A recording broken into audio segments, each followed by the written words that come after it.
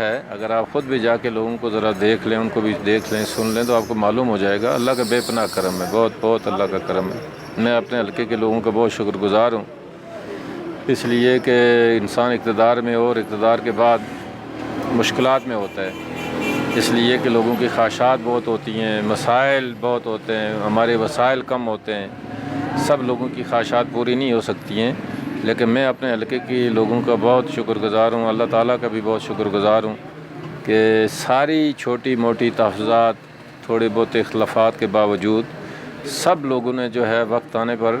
میرا ساتھ دیا ہے، اور اللہ تعالیٰ مہربانی کرے گا، بہت اچھی پوزیشن ہے خدا کے فضل و کرم سے۔ انشاءاللہ انشاءاللہ۔ سر آپ پچھلے حکومت میں رہے نون لے کے، آپ پی ٹی آئی میں آپ آ گئے ہیں، ہم نے جو سروے کیا کہ آپ نے کافی کام کروائے ہیں، اگر آپ کی پھر حکومت آتی ہے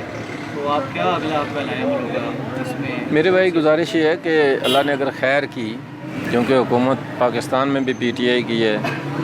اور یہاں بھی اللہ تعالیٰ اگر ہماری حکومت بنائے گا تو یقیناً پاکستان میں جو حکومت ہوتی ہے اگر اس کی اپنی حکومت آزاد کشمیر میں ہو تو پھر ہمارے جو فنڈنگ میں، باقی معاملات میں، سروسز کے اندر بھی پھر وہ زیادہ میرے لیے سہولت ہو جاتی ہے۔ آزاد کشمیر میں کوئی اور حکومت ہو، پاکستان میں کوئی اور ہو تو پھر مسائل ہوتے ہیں، تو مجھے اللہ کے گھر میں یقین ہے کہ ہماری حکومت پاکستان میں موجود ہے اور یہاں بھی ہماری حکومت بننے جا رہی ہے، اور انشاءاللہ العزیز پہلے سے زیادہ بہتر طریقے سے، بہتر تجربے کے ساتھ، بہتر حکمت عملی کے ساتھ انشاءاللہ اپنے حلقے کو بہت آگے لے کے جائیں گے انشاءاللہ۔ لوگوں کو کافی شکایتیں ہیں کہ یونیورسٹی نہیں ہے، کالجز نہیں ہیں، اس طرح کے جو باہر جا کے لوگ پڑھاتے ہیں، تو کیا آپ کا کیا نیا عمل ہوگا اگر آپ کی گزارش یہ ہے کہ اگر آپ ویسے جنرلی دیکھیں تو اللہ کا بڑا کرم ہے، ایسے نہیں ہے جو لوگ کہتے ہیں نا۔ میں جب پڑھنے کے لیے آیا تھا تو میں اپنے گھر سے باغ پیدل جاتا تھا، یہاں درمیان میں کوئی چیز نہیں تھی،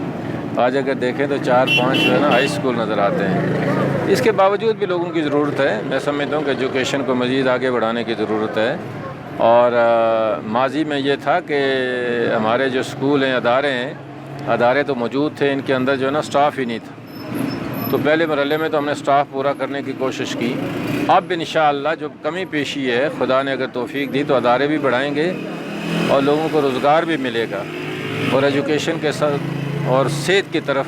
ہماری خصوصی توجہ ہوگی کہ یہ جو 2 چیزیں ہیں یہ لوگوں کو زیادہ سے زیادہ سہولت مہیا ہونی چاہیے۔ Thank you.